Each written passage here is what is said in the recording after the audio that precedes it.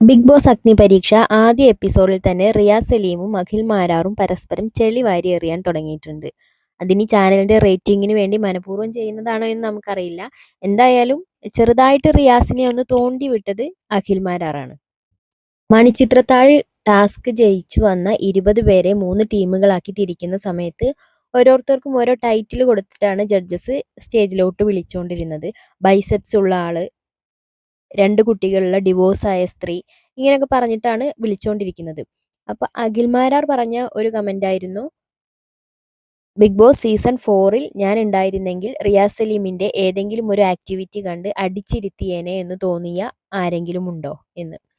അത് സ്വാഭാവികമായിട്ടും റിയാസിൻ്റെ ഒരു ക്യാരക്ടർ അനുസരിച്ചിട്ട് റിയാസിനെ ഒന്ന് ചൊടിപ്പിച്ചു എന്ന് വേണമെങ്കിൽ പറയാം. വിമർശനങ്ങളെ ആക്സെപ്റ്റ് ചെയ്യാൻ കുറച്ചധികം മടിയുള്ള ആളാണ് റിയാസ് സലീം എന്ന് പലപ്പോഴും തോന്നിയിട്ടുണ്ട്. മാത്രമല്ല അതിനൊരു റിവെഞ്ച് മോഡിലാണ് തിരിച്ച് മറുപടി കൊടുക്കുക.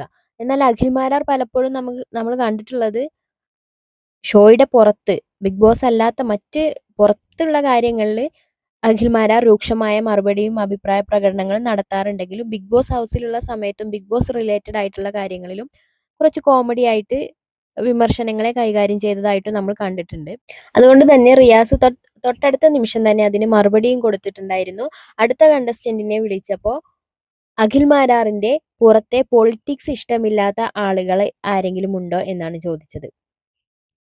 എന്തായാലും ആദ്യത്തെ എപ്പിസോഡിൽ തന്നെ പരസ്പരം കൊണ്ടും കൊടുത്തുമാണ് നമ്മുടെ ജഡ്ജസ് മുന്നോട്ട് പോയത്. വരും എപ്പിസോഡുകളിൽ കൂടുതൽ കൊടുക്കലുകളും വാങ്ങലുകളും നമുക്ക് കാണാം.